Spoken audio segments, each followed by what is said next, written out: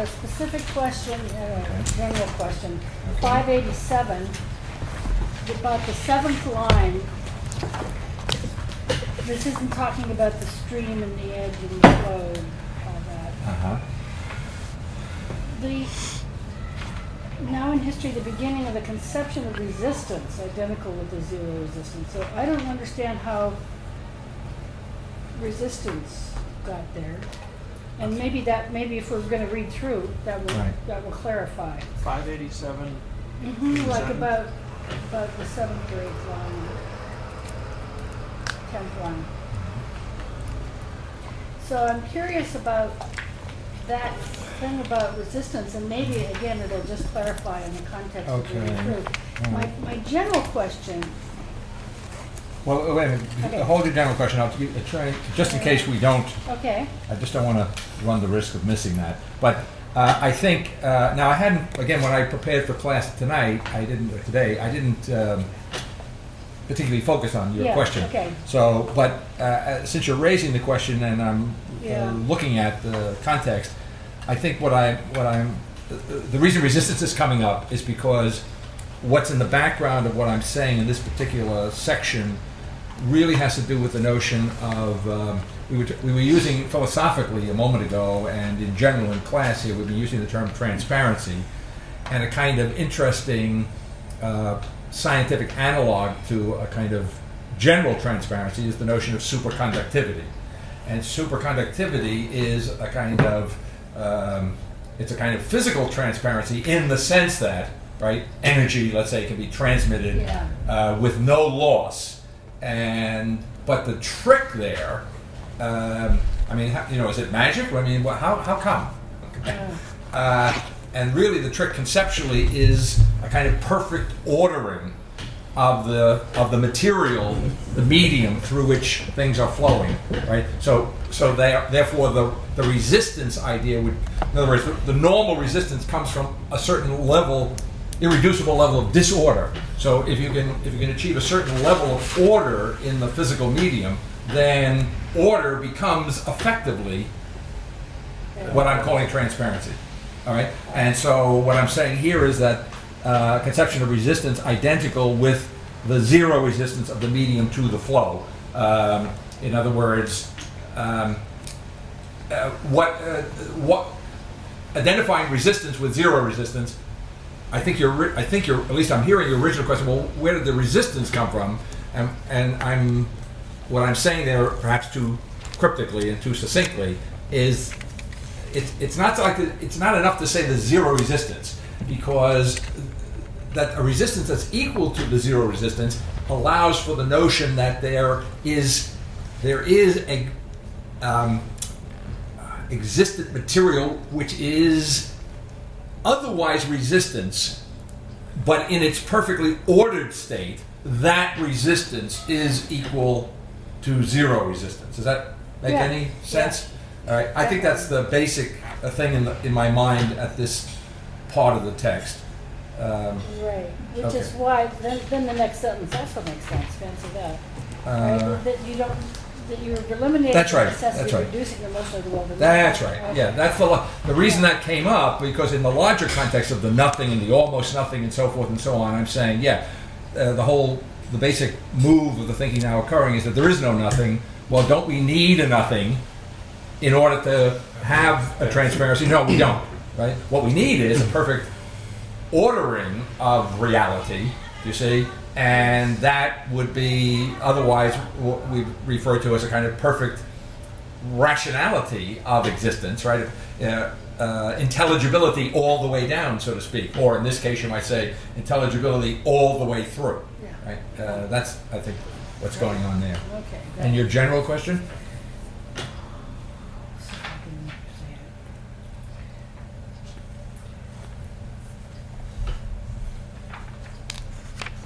Maybe that drove it out just a sec here. Okay.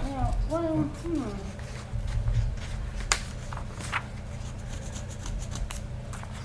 Same kind of question, actually.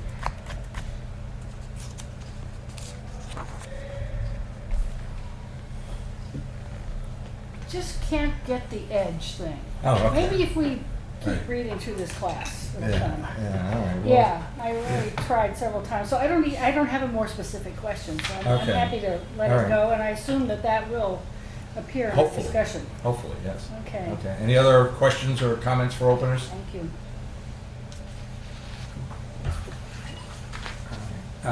If not, I think we, by way of playing a little catch up here, go back to 581, I guess. I guess we got pretty much that far last time. And I think I had anticipated what's going on in the first few pages, but it might be worth zeroing in here. First of all, the two quotes at the top of page 581 there from McDermott and Altizer are just kind of emblematic, as it were, of how they're treated in the analysis in this particular section. And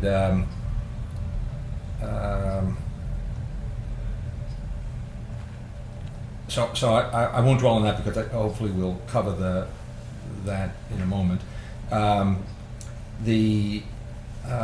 This chapter or section starts off on 581 with the thing embodied in the essentially American philosophy of Peirce, James, and Dewey, the thing which is really where it's at but does not share the edge of where it's at. This thing is more or less where it's at. Key phrase in that, more or less, right? At a definite place, indefinitely, or definitely at an indefinite place. This alternative is in fact the structure of the actual phenomenology of quantum mechanics, in which Heisenberg's principle of indeterminacy says the observer may choose to know precisely either the position or the velocity of a particle. I might pause there and say sometimes that's expressed as either the velocity or the momentum of a particle, but momentum is just mass times velocity, so it comes to the same thing. But not both at once. I think we already discussed this in a different context. Am I correct? I think it's been a while, but in other words, we're familiar with this general concept, right? And what I'm saying, and I think I pointed out to you earlier on, in whatever context it came up earlier, what I now say here explicitly on top of 582, that Dewey welcomed the discovery of this principle as the acknowledgement, now quoting Dewey, within scientific procedure itself, of pragmatism's understanding of the essential finitude of the intellectual organization of experience, an acknowledgement of the fact, again quoting Dewey, that knowing is one kind of interaction which goes on within the world, unquote. And I think, again, I think I said this last time, but if I didn't, the merging idea of being and nothing in Peirce, that refusal of Peirce to admit that there's any sharp line of demarcation between, let us say, appearance and substance, to put it in Kantian terms, right? That is the most comprehensive anticipation in Peirce of the Heisenberg principle, but it is reiterated in slightly different ways, characteristic of the thinkers, by James, whose notion, as I think we pointed out, is that the mind engenders truth upon reality. So in other words, the truth is what? It is the product of that intercourse, to use James's literal metaphor, between mind and reality. And again, the analog there being to the Heisenberg situation, which is the interaction, to use Dewey's term, between the observed and the observer, or the apparatus of observation, right? So to observe in the quantum mechanical world is inextricably to affect what is observed. So we appreciate the full implications of that either or, right? Not both at once, but that's a kind of a negative. But the positively interesting thing about that principle is that the observer gets to choose which it is that will be known with precision, right? Either the position or the velocity. It's not only, in other words, that you can't know both at once, but you can decide, as it were, which it is that you're going to know with the requisite precision. So it involves. So in Dewey's language, So it confirms, in other words, in Dewey's language, in place of intercourse or in place of the general merging idea, this irreducible interaction. As he says, knowing is one kind of interaction which goes on within the world. So knowing is an interactive process, implicitly, therefore, in the language of James, between mind and reality.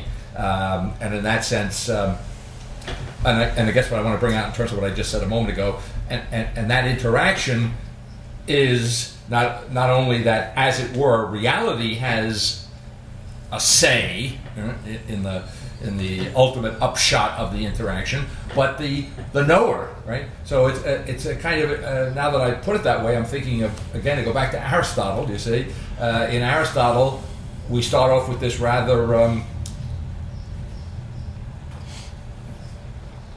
I don't think it's a fair word to use in the case of Aristotle, but what might appear to be mysterious, trans-rational identity in the act of knowing, of the knower and the known, right? Now, what we're seeing here, and I'm going to make this point in a slightly different way on these opening pages, is we have somewhat a return to Aristotle in American pragmatism. I want to say, I want to also be clear that, Hegel understands himself, as I think we've said in here, as Aristotle more, how does he put it, more deeply determined, right? And in a certain sense, I don't think you can deny that truth to Hegel. And before Hegel, already, I think I point out in Novitas Mundi, there are analogues, at least what I call formal analogues, to an Aristotelian understanding, even in Kant, right? But if I take Peirce's position, especially on Hegel, if I take Peirce's position on Hegel, that Hegel is, at bottom, this would have been very, I think, disconcerting to Hegel. For Peirce, Hegel is, you might say, the nominalist par excellence, right? Nominalism as opposed to realism. In other words, from Peirce's point of view, Hegel's absolute self-consciousness, and James echoes this in his more pedestrian way of criticizing Hegel. Remember, he says Hegel is for James a genius. He says he is a genius because no one has a better understanding of the role of negativity in our actual experience as James, except what? Except that he takes it to some absolute degree, which is off the map from a pragmatic, pluralistic, maybe kind of consciousness in the case of James, and in pragmatism in general. So what I'm getting at is, you could say in a Peircean mode that Hegel is Aristotle more deeply determined, but at the price of what Peirce understands clearly and explicitly, at the price of any realism, of any contact with the real. In other words, it's such and in this sense kind of reinforces on another level, in a way that Kierkegaard perhaps did not quite intend it, it reinforces Kierkegaard's critique of Hegel, right?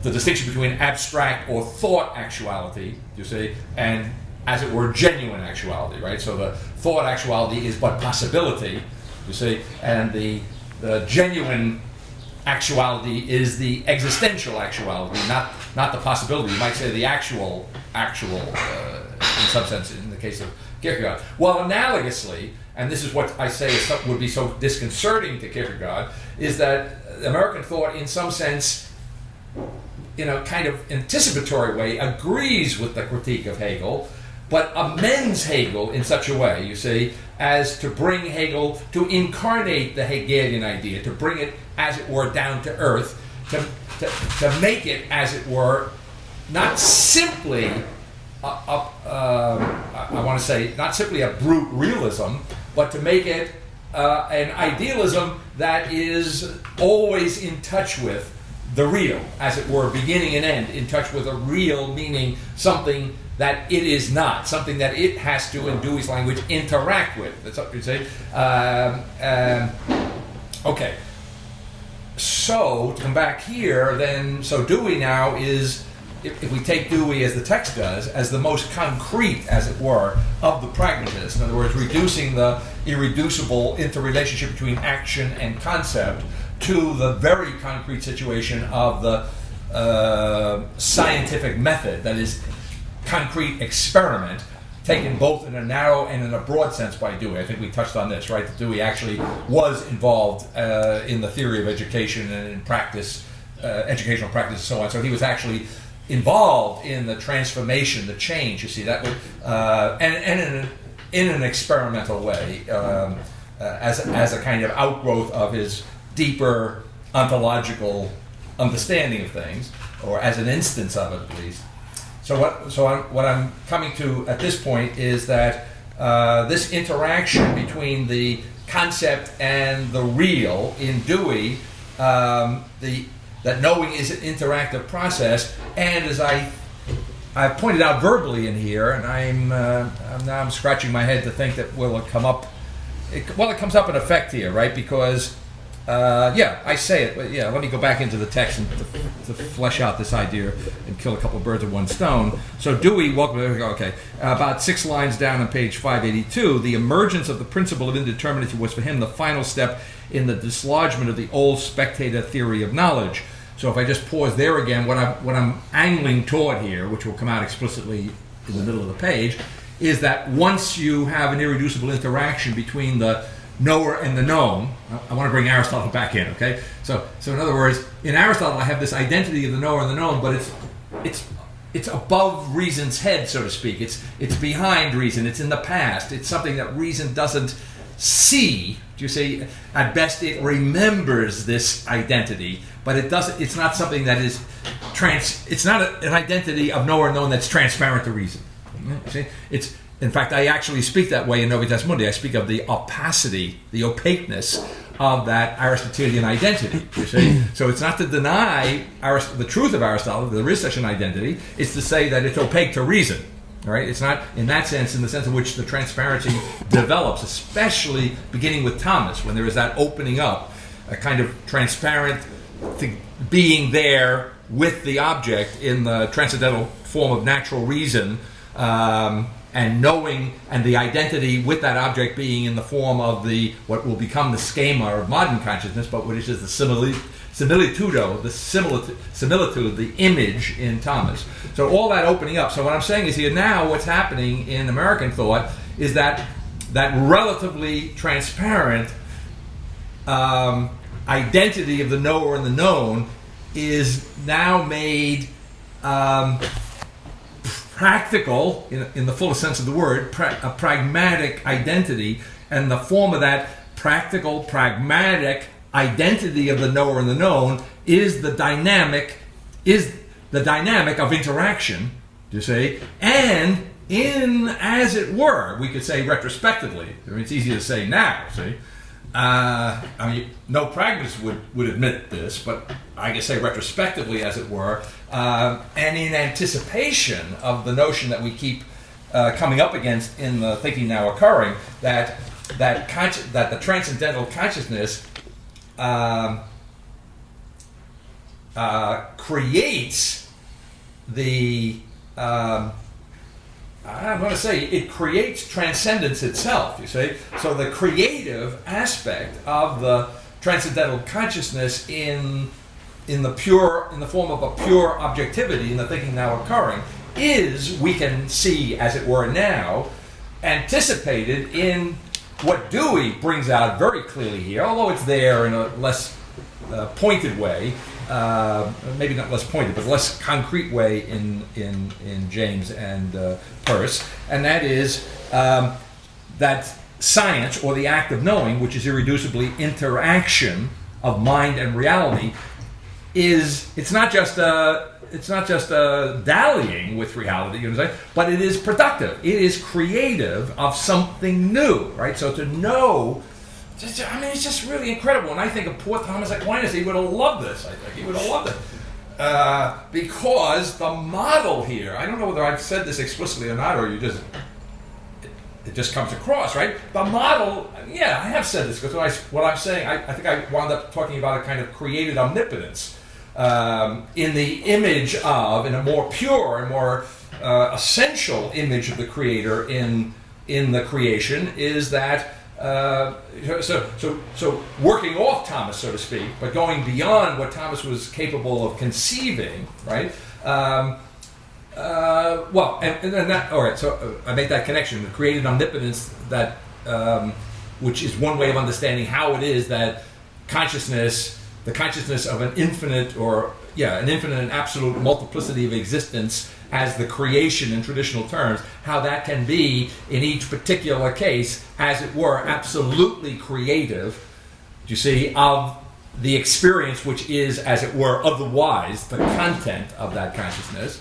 How is that possible? Well, historically, the root of that is in Thomas's notion, which I think we touched on at the time, that unlike for Thomas now, see, the TNO now is going to deny that this is any longer an alternative conception, but for Thomas, certainly, the human knowing presupposes, we were talking last time and before class, it would presuppose, as it were, the object, or maybe it presupposes something there to be known, some pre-existent, as it were, material for the act of knowing, you see, even though it's an informed matter in that case. Whereas, so to make myself, just make sure I get that out right, the human knowledge presupposes something there to be known, right? Whereas for Thomas, the act of divine knowing, part of the essential quality of the divine act of knowledge, is that it doesn't presuppose anything existing there to be known, because otherwise we'd be back in the classical world. Otherwise we'd be back with some kind of uncreated matter, in any sense of using the word matter here, see? So when the divine mind comes, as it were, to know something, when it, right, that act of knowledge is inseparable from the creation of the object. So for God, for Thomas, for God to know the object is to create it. Whereas for Thomas, for the human mind to know an object is not to create it, you see? And now what happens after the Cartesian move, Descartes, in effect, put himself in the place, he didn't mean it. Descartes had very modest ambitions. I mean, he had very, very far-reaching ambitions, but not theologically. Very modest theologically, right?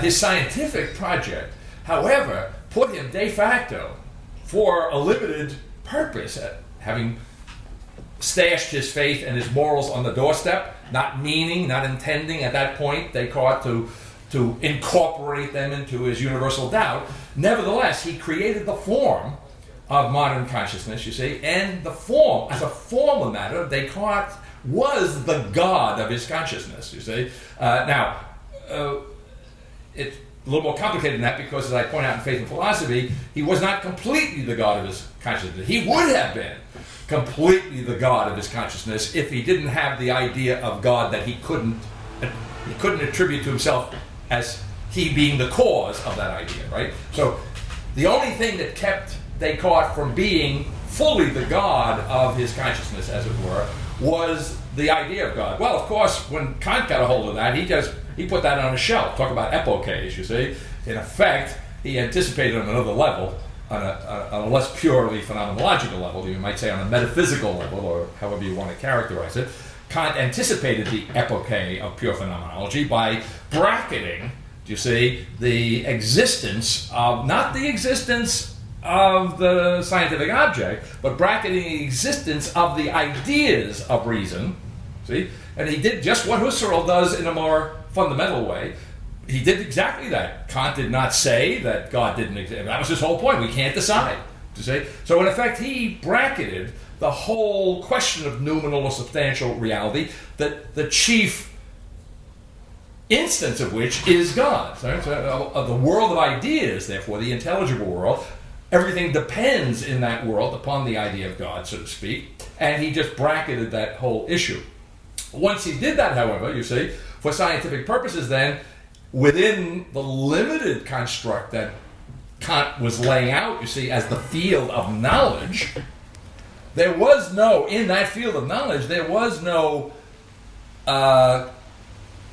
proof that there was an actual existence corresponding to the idea of God, you see, and therefore, as a purely practical matter, the scientific consciousness was the God of its own world. And remember, in Novitas Mundi, and I brought it up here in our foundation reprise here, Kant says that Hume's problem was that it didn't occur to Hume that the understanding was the author, right? What did I say was Urheber in German, which equally be translated as the creator of its own experience. So beginning certainly with Kant, we have the notion that the world of knowledge, right, is a world that is coincident with human knowing, and that within that defined area of knowledge as such, the human consciousness is the God of that consciousness. Now, I don't think, as I say, I don't think Kant would speak that way, but that's in effect what he was doing. Certainly Hegel understood that, right? You see where I'm going, right?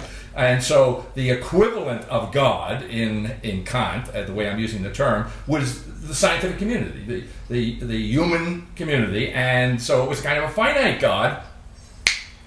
James wasn't crazy. He didn't make this up. Right?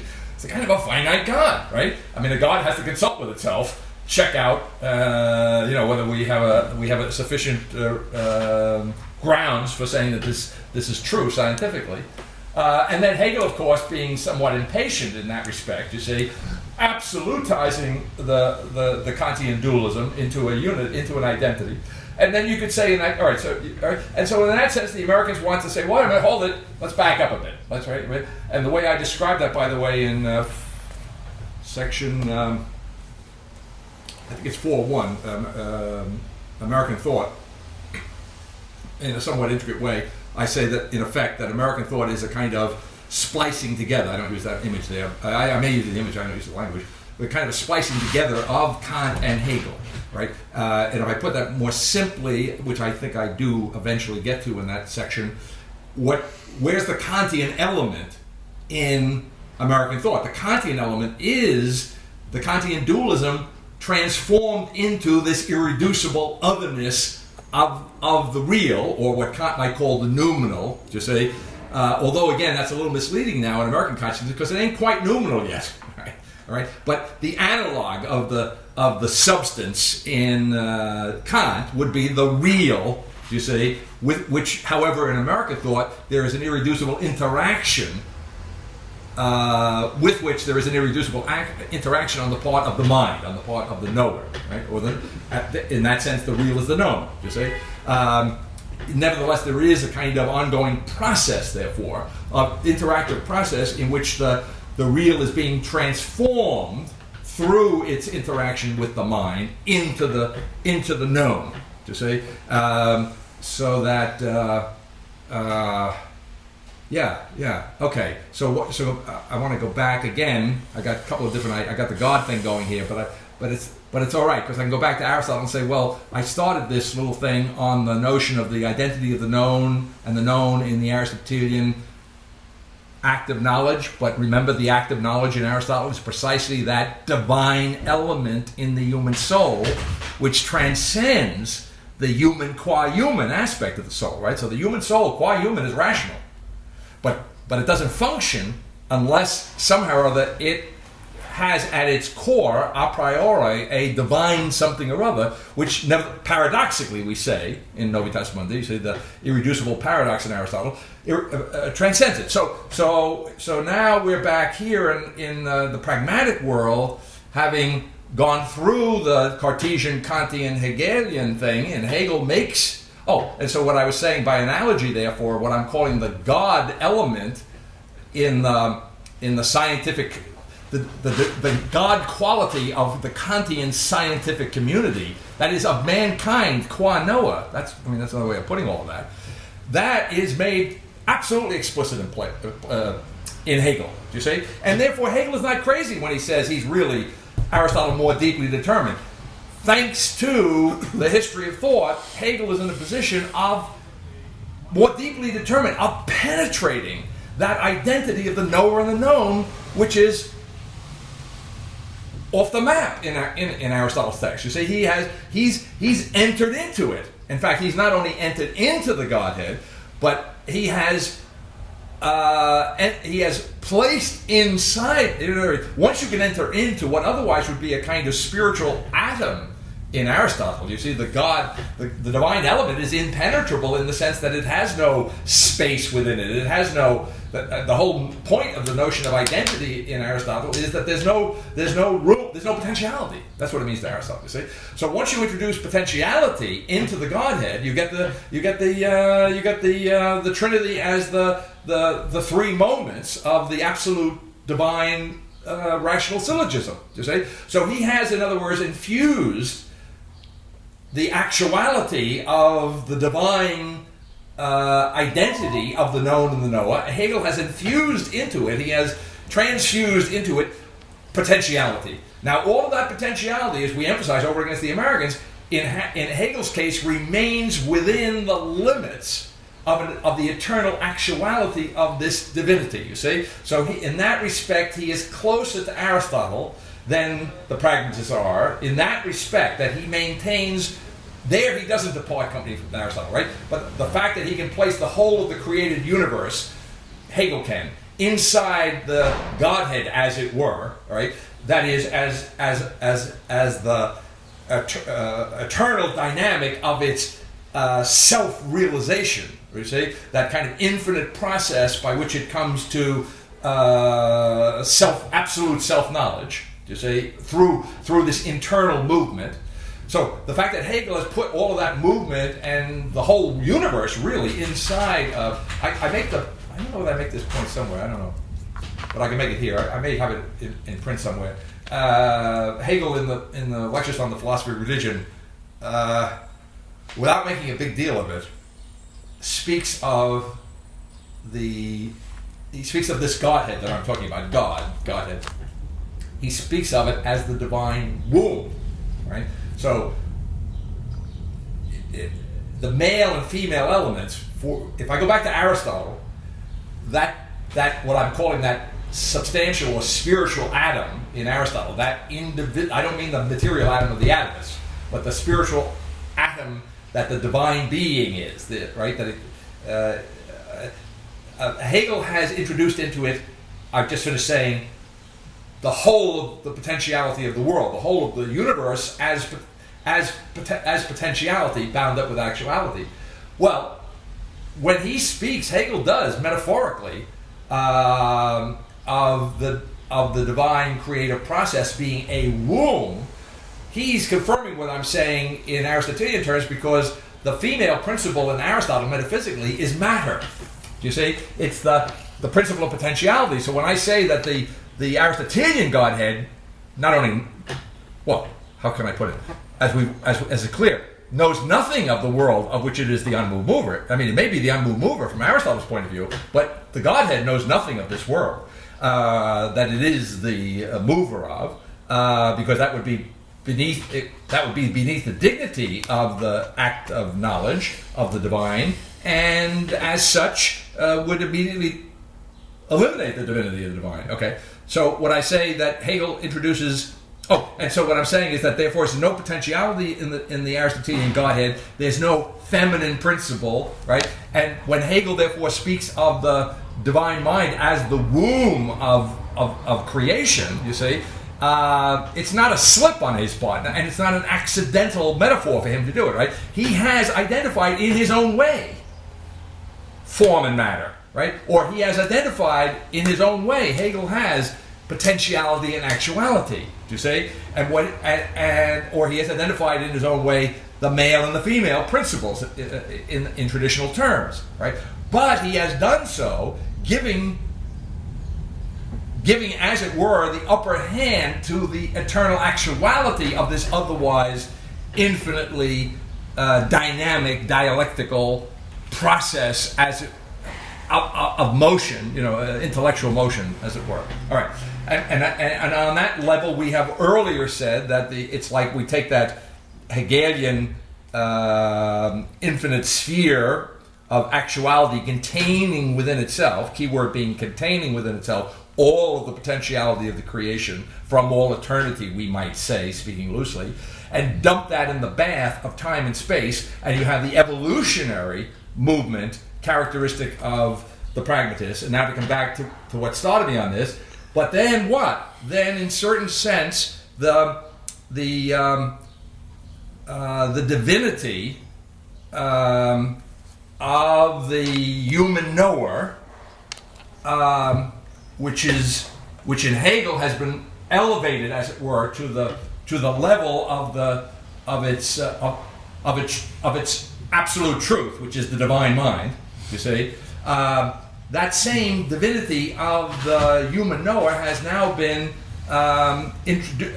introduced into a temporal spatial process of evolution. All right, so in a slightly different context, I've quoted to you a couple of times in here the Peircean notion that cosmologically the universe begins with God the Creator and ends, ideally, with God fully manifest. So it's very clear that God is working, you see, only now in a real way through time and space, in a way which admits of dead ends, in a way which never admits of being finally and completely actualized, you see, and therefore, in another sense, the finite God again, you see, that I've now identified with Kant and with James, which bothered James because he didn't like Kant, you see, but really he gets his finite God notion precisely through somebody like Kant, you see, who in effect makes it clear. Okay,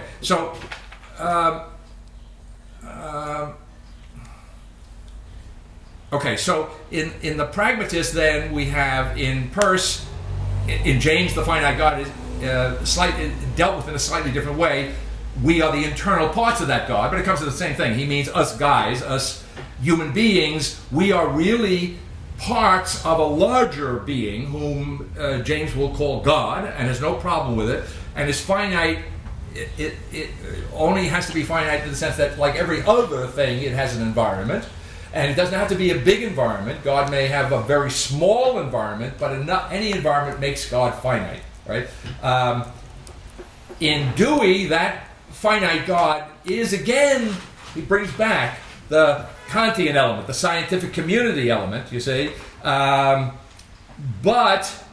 I think it's fair to say that this is a little bit of a pun, what's new in pragmatism is novelty. Remember James, we focused on James's little metaphor that novelty leaks in insensibly, which kind of mirrors something, the language in Peirce in a slightly different context. So if we want to say what is fuzzy Hegelianism, what is pragmatism, or what does it mean to dip that absolute self-consciousness of Hegel, which is the divine truth of the human divinity. You see, am I clear on that? The incarnation for Hegel is the revelation in religion that man and God are essentially, substantially one. You see? And as it were, we can say in a Hegelian context, man, meaning concrete individuals in our normal sense of the history of the world and our existential experience, Pace Kierkegaard, man is the finite addition, you see, of that divine consciousness, right? But nevertheless, the truth of human consciousness is its absolute eternal divinity. That's it, right? And that is not subject to time and space, as it were. Okay. When you dip that bath in, then we become in James's version of Hegel, you see, we become the internal parts of the finite God now, the God who has an environment, who therefore is, as it were, not fully realized, but is in a kind of onward struggle against the darkness, against the untamed environment, against the irrational, against the non-moral realm, you see, and that is the battle, so to speak, that God is waging, and we are waging as participants in the being of that finite God, right? All right, but so I think that the key thing that distinguishes the pragmatists, even though I said, going back to the notion of the splicing of the dualism of Kant with what I didn't finish that splice, the dualism of Kant, which I just kind of got off on, and the what, and the unity of Hegel. You see, in other words, in Hegel, I've got it all together from all eternity. And while, yes, there's an interesting process which is infinitely creative going on, there are no surprises ultimately in Hegel, right? There can be no actual surprise because the actuality, as in Aristotle, is completely in the eternal structure. Whereas when that actuality gets dipped into the bath of time and space, then, and here's the irony, you see, then in a certain sense, even more perfectly, actuality and potentiality are, in the Peircean metaphor, blended together, merged with one another. So when Peirce says being and nothing, we flatly deny what seems plausible in Parmenides, that being is and being and non-being is not, and therefore we should forget. No.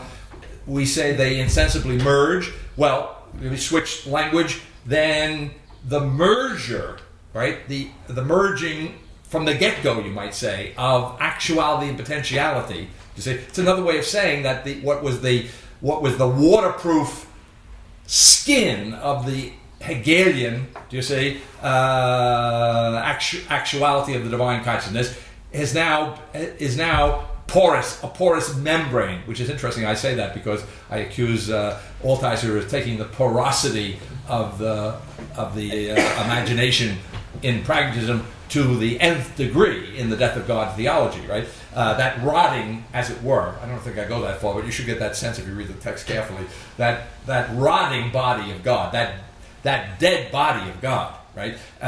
Which is what we're left with, is a kind of sensible experience of what you could say more abstractly is taking the porosity of consciousness to the nth degree, right? But that porosity, what triggered that reflection, which I hadn't intended, is that, yes, what otherwise would be the eternal actuality of the divine logos in Hegel has become now porous. That's what I mean by putting it in the bath of time and space. It has become porous. Now, it hasn't become as porous as it gets in Altizer, right? But the possibility of Altizer is there once I, as it were, and I don't mean this was not done ignorantly or by mistake or out of, inadvertently, but when I deliberately, as it were, confuse being and nothing, when they merge insensibly, when potentiality and actuality are confused. Now that confusing, which I'm using in a very technical sense here, not a pejorative sense, put a little less ambiguously, you see, is the interaction between the mind and reality, which is, for Dewey and his classical predecessors, is creative process. It's as if in Altizer, therefore, we have what? When I say taking the porosity to the nth degree, you could take the notion. In other words, I guess you could say, in a certain sense, now this is a little cute, you know. There's such a thing. Altizer almost proves, in a certain sense, that there's such a thing as having too much creativity, or a better way of putting it, too much creative potential. Right? In other words, when he talks about the absolute future, when he talks, I think in today's text, I highlight the notion, in effect, of the fact that there is possibly a new universal faith. Do you see? The fact that so in other words, true to his deep and perhaps hidden pragmatic root, Altizer cannot, if he wanted to, rule out the possibility that there is such a thing as the thinking now occurring. He can't rule that out. He can appreciate it even as a real possibility, but that's as far as you can go, you see? And so therefore he can't, as it were, in my pedestrian language, it's inherently impossible to fill in the blank, to get rid of, because what we have there is the sheer openness, the sheer, what I want to say, the sheer potentiality of creating the world. That McDermott in the text, you see, is desirous of, you see. Altizer is there, as it were, minus the desiring element, you see. I think I say in the text, it's a kind of separation of apocalypse and desire, you see. That is, McDermott represents a kind of desire for us to get together and create a new world in place of the now dead and defunct forms of the past. He has that desire, but he has a profound aversion to apocalypse. To say he has a profound aversion to any kind of, I was going to say absolute. And this is also true in a certain sense of. See, when you get to this point, it gets paradoxical, right? I was going to say Victor has a profound aversion to any kind of absolute. In fact, actually, in terms of today's text, the way I distinguish them is. I carry on further. I really haven't finished this, so I don't want to. I'll just mention it because we'll come hopefully in the text. A little later on, I go back over this indeterminacy idea, velocity or position. I make the analogy in comparing McDermott and Altizer. The analogy between my starting premise is that in pragmatism, like in indeterminacy, and this is not an accidental analogy, right? There are deep reasons for this. I'm saying that when we come down to these extreme possibilities represented here by Altizer and McDermott, right, as what I call in effect a kind of extreme bifurcation at the last minute, so to speak, of American pragmatism, the two roads that diverge at that point, I characterize in indeterminacy terms as the choice, analogous to either position or velocity, the choice of either beginning or existence, but as in the indeterminacy principle, not both at once. To say, I can have, as it were, a beginning without existence, which is what I'm saying is Altizer. Do you say? That is, I have the beginning of nothing, to put it really simply. But now, again, that nothing is a heavy nothing, okay? But I have the beginning of nothing, and the key thing there is that if there is light there, it's a light that is as in a black hole, right? It's a light that cannot escape the darkness which contains it, which is the form in which it is there. And what's missing there, what I'm saying in terms of the thinking now occurring, is precisely existence. I do not have, in the beginning of that nothing, no matter how suggestive it might be, no matter how seriously it is an expression of the possibility, to say, of a defined new humanity, it ain't a defined new humanity, right? It cannot get beyond that. Whereas in McDermott, what I'm saying is that I have existence. I mean, McDermott is into existence. He's into making the most of existence here and now, so to speak. But the absolute that he's avoiding, do you see? The absolute that McDermott is avoiding is the notion of an absolute beginning. I mean, you could say in a certain sense, Altizer's Death of God theology is mining, and that's an interesting pun which came up in correspondence with him many years ago, must have been 20, 25 years ago. He said to me one time in a letter, this is before computers, this was actually a typewritten letter. I kind of remember it kind of vividly because he started off this rather 3 or 4 page long comment on thinking now occurring. He said that he was thinking he was about to mine my work, as he put it, your work, as he put it, right? And I responded something like, I can't quote myself, but I picked up on the mining. And I said, well, I'm not sure you can mine it. That's the whole point, right? You cannot. See, I took him to mean, by the way, both. I don't know whether deliberately or not, but in effect, that's another way of saying he would like to appropriate it. Make it mine. Yeah. I have to make it mine, right? Now, I don't know whether he intended that pun, the pun part, but in substance, that's what he wanted to do. He was going to. If you mine something, what are you doing? You're mining it to enrich yourself in some sense, see? And so I remember denying in the following letter, my response to him, the possibility of that. But what triggered that in my mind, that's a real pun, right? The mind, you'll notice, gets edged out. The mind gets edged out by the edge of consciousness. And I was rereading that, and I'm thinking, what the hell does that mean? You know? I know I'm supposed to know. And I'm thinking that what it means is that, and it goes right back, even though it doesn't appear at first sight that there's a continuity here, there is, even though there shouldn't be. Goes back to the comments on Aristotle. In other words, if I take the notion of mind as distinguishable from consciousness, you see, that act of knowing as something distinguishable from, radically so in Aristotle, you see, and then more or less so, beginning with Thomas and further, right? That there is no, in the thinking now occurring, the mind in that sense, I think you could say, is edged out, right? Or the edge of mind, I say, also is consciousness, right? Where we're going to have to talk about edge itself, but bracketing the question of edge itself, so that the edge of mind is, for the first time, consciousness, in the context in which the edge of mind, which is context, is consciousness, is the absolute edge. Okay, in other words, so what I'm driving at there in the alternation of the terms mind and consciousness is as it were, the complete penetration, the absolute penetration of I might say of mind, the absolute penetration of mind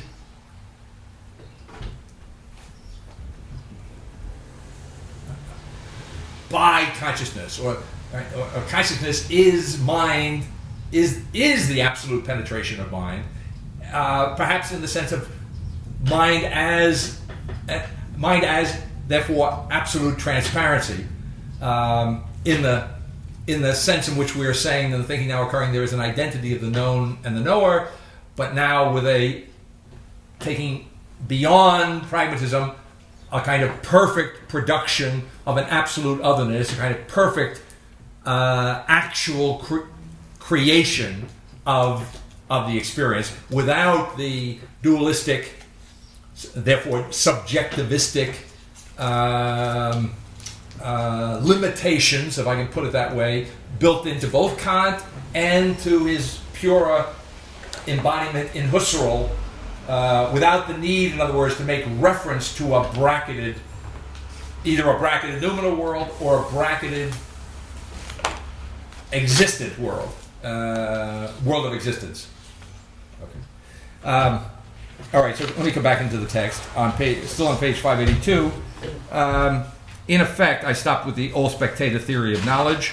In effect, the recognition of the inseparability of synthetic a priori judgments, that is, in effect, a reference to Kant, from active methodology, and the acknowledgement that universal... So to say that, you see, the synthetic a priori judgments, what I'm saying here is that Dewey, in concretizing in the pragmatic context, that is, in the context in which... David, excuse me, somebody's wanting us to let us in. It looks like we recognize them. All right, well, let me look. He's pointing at a piece of paper.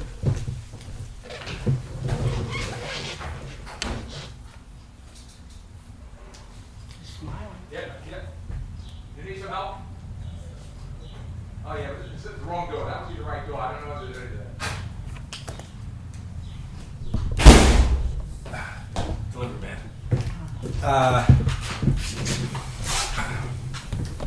The synthetic a priori judgments come from Kant. And what I'm saying here is that what Dewey has done in the context of the pragmatic situation in which he is, that he instantiates,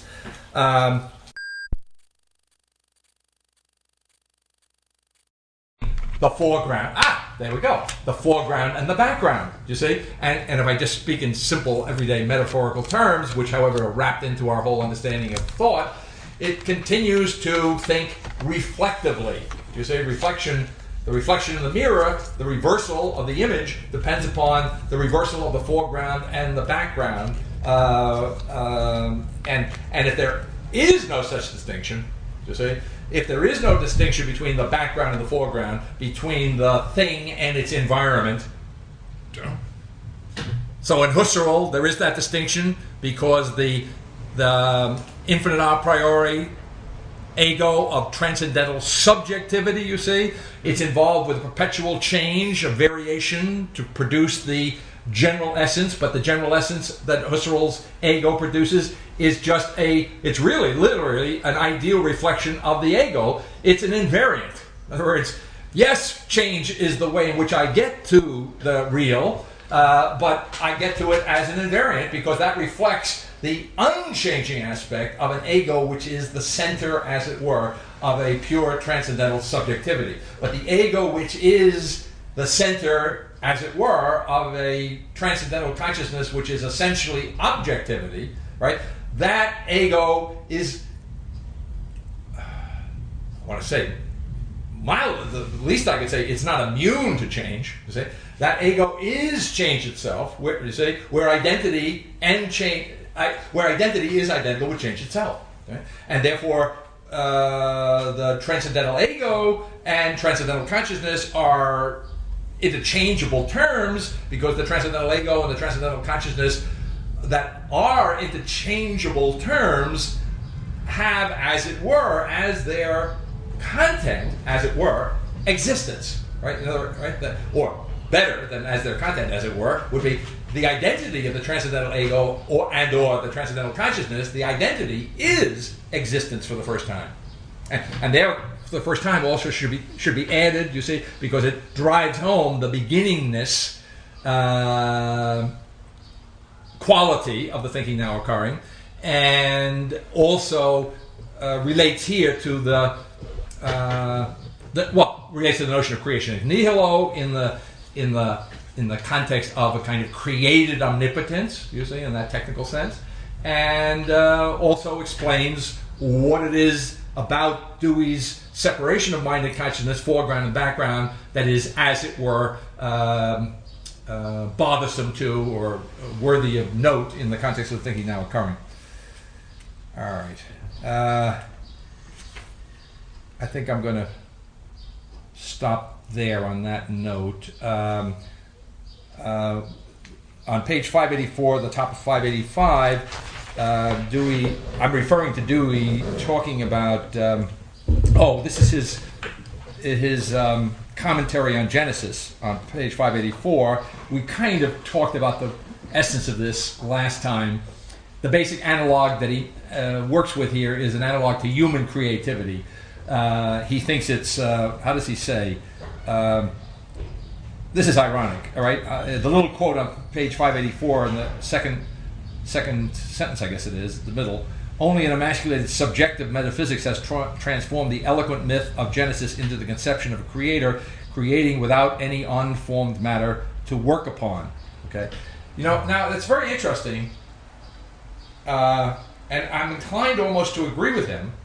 And what I'm noting there, what strikes me interesting in rereading that, is that he says that the doctrine of creation ex nihilo, meaning that the Creator creates without any matter to work upon, is a subjective notion. It's emasculated, meaning in Jamesian terms, it's not a virile, manly. It's not a really practical notion of creativity. It doesn't involve sex. Really? Well, I don't know whether he means that, but maybe he. Yeah. Okay. Yeah. Okay. Yeah. Well. Yeah. Okay. Doesn't involve sex because all right, and so because there's no because there's no feminine principle. There's nothing to work upon. Wow. No, in this. It's a funny kind of. Well, but I think Ali's point has to be taken seriously because that's the metaphor. Well, that's the metaphor James uses. That's the engendered sexual metaphor of the whole civilization. That it's the male with the seed and the passive female. Okay. Now, he already had a womb with a divine mind. Right. Now, what I'm thinking there is that, or what I'm thinking about that is that.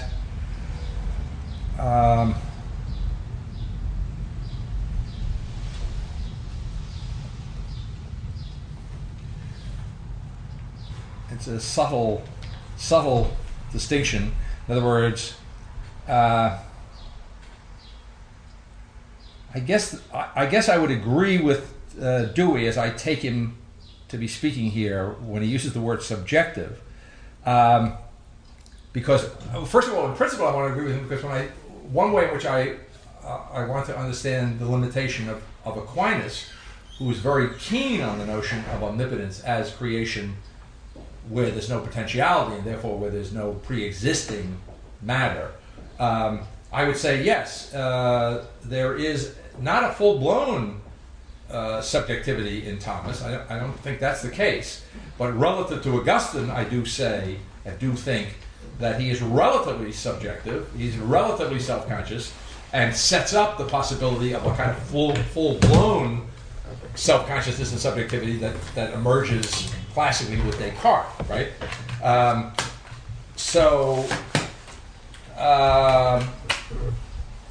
guess the thought would be is nevertheless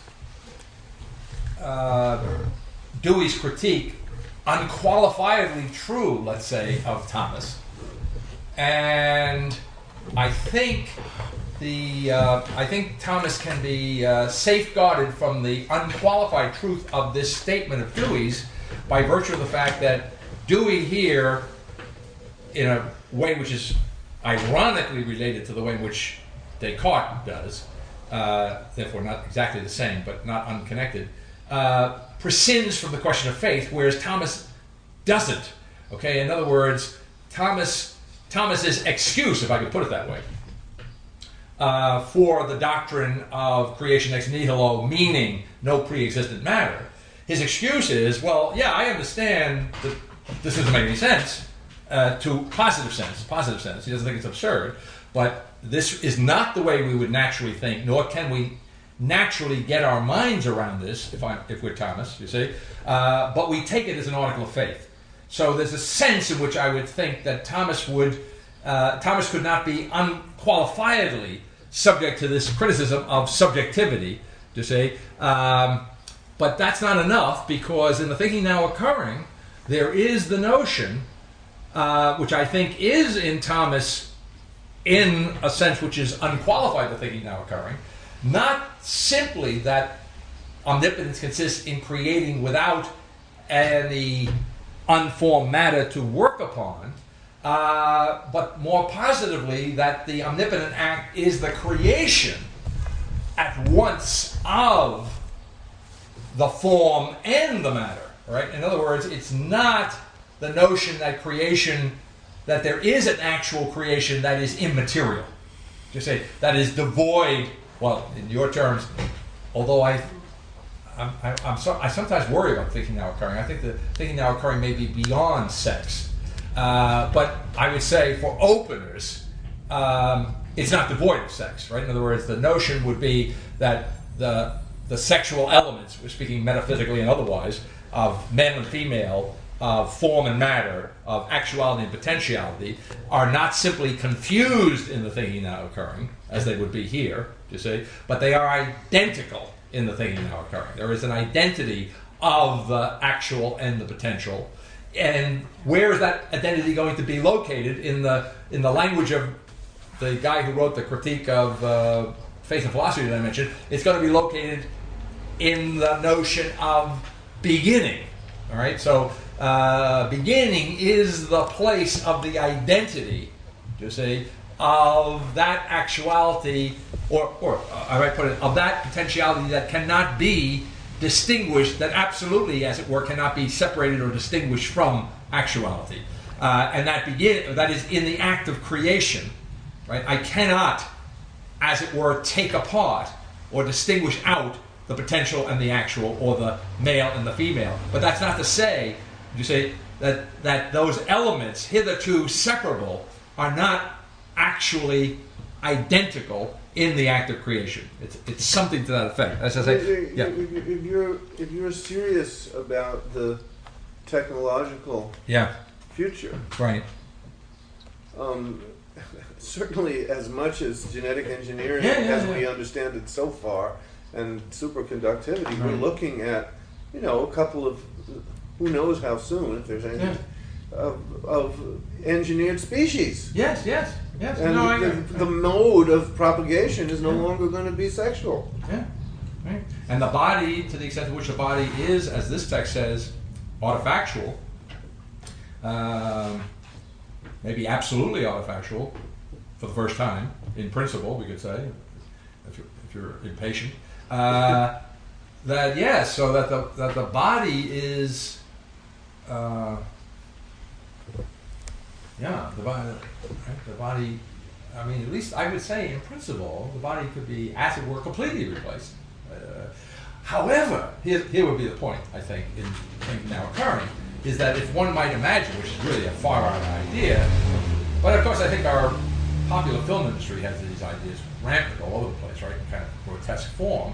But if the body were completely replaced, here's the key point. It would be replaced, as it were, with a body of some sort or another. Okay, in other words, in that sense, the foundation is matter itself, the body.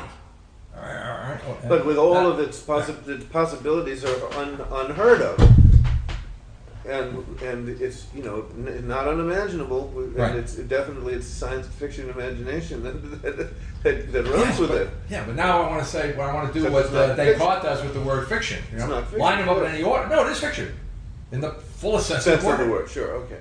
It's fictio. It's making. It's creating. Yeah. You see. Okay. So now, by way of critique of Dewey, however, in the immediate context, where he said, I'm on page 585, about 12 or 13 lines down, chaos is the raw material, the objective condition confronting a self not consciously known. See, in other words, that Dewey can't get beyond the notion that creation involves a condition. That's just another form of he can't get beyond the notion, as a good pragmatist, he ought not to, by the way, he can't get beyond the notion of a thing and its environment, or of consciousness with a mind as its background, you see? So you could say that chaos here functions as the most primitive form of mind in Dewey's understanding of how it is that God created. He created with a condition that he had to interact with, you see? And chaos is a kind of really undeveloped form of mind, because what is mind? It's the reduction of chaos, right? When you pick up this text, what's your experience? Chaos, you see? And if you stay with it long enough, it becomes a little less, not completely, right? But it becomes, over time, hopefully, less chaotic, right? The form somehow or other emerges with the interaction of the mind and the text. Without an imposition. I don't come with a bunch of categories that straight out and say, what Leahy really needed to have done is go A, right. B, C. Yeah, without a that's right, without a immaterial. Without an outline program. Yeah, okay, all right, okay. All right, so my critique here would be the same as what I just did in terms of the environment idea. And linguistically, I say there in the next sentence, well, let me finish the sentence which I'm quoting him. Chaos is the raw material, the objective condition confronting itself not consciously known. So there, I think of Leibniz. Leibniz keeps coming back here on one level or another. Not only in Freud, but also here, right, in Dewey. Not consciously known, a kind of unconscious knowing. And there's a kind of unconsciousness in Peirce's deeper understanding of those judgments that the mind is making in that backwards approach to the original real, so to speak, right? That there's only at a certain point that this rises above the waterline, right? They begin into a kind of full consciousness. So the self not consciously known, a self itself, since chaos is inexhaustible, inexhaustibly not consciousness, but to create. Bara is objectivity itself. So to create is the absolute edge upon which cannot be projected any prior thing. Anything from before the edge of the totality of being, anything of mystery, anything of that most subtle residue of European subjectivity in American thought, the a priori other, the matter a priori. The matter ahead of time.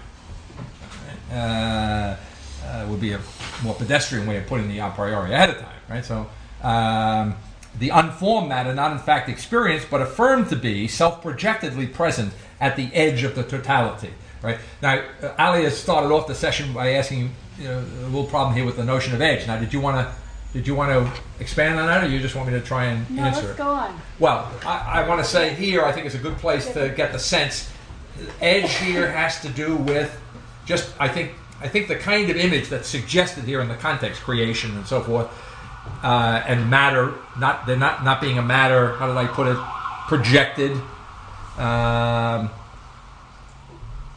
from before the edge of the totality of being. So edge here being, as it were, the outermost reach of whatever we're dealing with, the totality of being or whatever, and edge being, you say, well, is the edge, and what's being denied, the thing now occurring, is that there's anything to be posited before the edge, that is outside, as it were, of the totality. But it's a little stronger than that, because what really is, that there's no, really what it is in the thinking now occurring, is there's no notion of nothing. There is no nothing, as I put it most succinctly, right? That is to say, therefore, it would be overreaching, this is kind of pun, it would be overreaching on the part of thinking now occurring to seriously, as Hegel does, deny that there's anything outside of the absolute self-enclosedness of the Hegelian synthesis. So there's no, right? So the edge here, and this is why, and therefore you might say, in effect, you're forced to say, I think logically, which I say in different ways here, in effect, it's as if the edge goes on infinitely. Right. Does that make sense? Yeah, that's why there's nowhere to stand. Yeah, okay. When you're doing this, like nowhere to rest, you say. Yeah, and and as it were, the understanding here is the edge goes on, as it were, infinitely, as it were, in place of the edge that would give you the option of affirming or denying something beyond it, something of an environment. This goes back to the problem we were having when we were talking about filling in the blank, and I keep having to say, well, contrary to fact, if there were a blank to be filled in, existence would be filling it in. If there were a nothing to be filled in by existence, then nothing's already there. Yeah. Being is already there. Existence is already there. Yeah, and but therefore it's infinitely there, because that's intrinsic to the thinking now occurring is, as it were, that there is no concept, operative concept. I mean, we find the concept all over the place, right? But there, in Hegel or in Altizer in his own way and so on. But there is no operative concept, logically or ontologically speaking, in the thinking now occurring of a beyond the limit. Right? The limit is the beyond. Right? That's the outrageous part of it. Right? The edge is infinite. Well, the corollary of that, which is played on here, is that the infinite edge, so to speak, I want to put it this way, is, as it were, infinite in both directions. So where is the edge? I mean, I want to say, if it doesn't begin here, where does it begin? Well, it doesn't begin anywhere, right? It's edge all the way through, right? So I speak of it as the essentially narrow part of the thing. You say, in other words, it is, as it were, this is an analog to what we did, some of this with the notion of center, right? If you get beyond the center as the place from which I measure the circle, let's say Galileo, and if I get further now beyond the decentered center, from which in a James versus Hartley sense, you see, I deny, how does he say, in the infinitesimal approach, the original rut is perpetually being departed from, right? So that I have in James not one. It's not that there are no centers in James, but there's a multiplicity of centers. Do you see?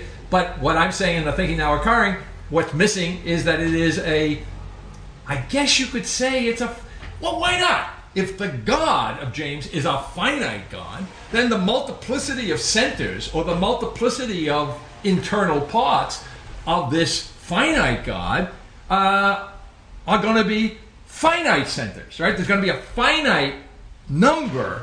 You see what I'm saying? They're going to, not only a finite number, but finite in the sense of James's notion of the what I would call the merely relative discontinuity of his multiverse, right? The universe, which is not a universe, but a multiverse, which is a concatenation, as he says, of individual existence, kind of strung together, more or less loosely, but not in a way that everything is connected actually to everything else, although through the intermediation of the nearest, there is always the potentiality of being connected further down the line, something to that effect, right? So in James, I already have a kind of multiplication going on, you see, and what I would say over against the thinking now occurring is that multiplication, as it were, of centers, is a multiplication which in and of itself is finite, and because the quality of those centers that are multiplied is finite, but that the quality of the infinite multiplication of centers, as it were, the absolute dead center, which is everywhere, absolutely in the thinking now occurring, the quality of that absolute dead center, or that quality of that multiplication of centers, as each of the centers is in some essential sense infinite, right? Now you say, well, you know, not an extension, but in freedom, right? In other words, the positive meaning of the what you might call existential infinity of this infinite multiplication of particulars is the freedom that is the relationship of any particular to any and all other particulars. It's something like that. Now, okay, so so now come back to the Bible. So now it turns out that the word to create biblically is distinguished from, all right, it is reserved to God in His act of creation, to put it simply, all right? So in other words, just from a philological sense, you could say that Dewey is not on very firm ground here when he reads the text as if it were saying that the divine creation is not to be understood as significantly different from human creation, right? Maybe just on a larger scale. To create is the absolute edge upon which cannot be projected any prior thing. Okay, I did that. And another thing I want to pause here in that sentence I read, and I'm not going to read it again, the a priori other. I don't know whether I say this directly. I might do it in the text, but again, the other beforehand. You know, I'm trying to make it less abstract. So what I'm saying is that over against Hegel, the Americans take the other seriously. Right? But the other that is taken seriously, and irreducibly so, unlike Hegel, nevertheless has the quality in pragmatism of being a priori. Just as although there is a denial of the separability of the concept and activity, or in James of the concept, in Dewey of the concept and percept. You say, just as there's that deliberate, intentional confusing of the two, just as there is a kind of confusing of mind and consciousness, nevertheless, there is a serious taking seriously of the distinction. You see, and to the extent to which the distinction is taken seriously, relatively speaking, granted, it's only relatively speaking, but relatively speaking, the background is immobile. You see, it's relatively, we know it's the result of the history of thought, but right now, relative to consciousness, it's a background. Relative to consciousness, it's immobile. It's the set. It's set. It embodies a certain complacency, even though it's only a relative complacency in principle. Okay. So what I'm saying is, yes, the other is a real factor, irreducibly real factor in pragmatism, but it still has that quality of the a priori. You see, it still has the quality of the not experienced other, and that you see, in the sense that although Peirce denies that there's any absolutely incognizable. You see, remember I think we touched on this a long time ago, and nobody touched Monday, and I don't know if I mentioned Faith and Philosophy, but one of his levels of critique of Descartes is that Descartes, when he comes to the union of body and soul, which Descartes has, by the way, defined as two separate substances, he says, well, he doesn't understand it, how it's possible, but it's our experience. We can't take them apart in experience, but he knows substantially, Descartes does, that they're two different substances. So how is it that they're so beautifully united? It's a miracle. God does it. We don't know how. And Peirce gets really upset about that.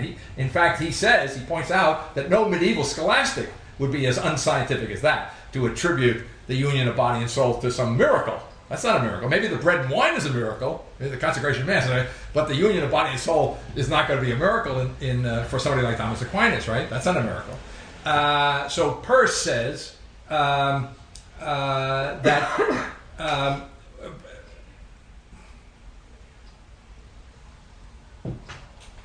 okay, so there's no that was my point. So it's at that point that Peirce says that, see, that's an absolute incognizable. In other words, that's science giving up. There's a point at which there's a reality there.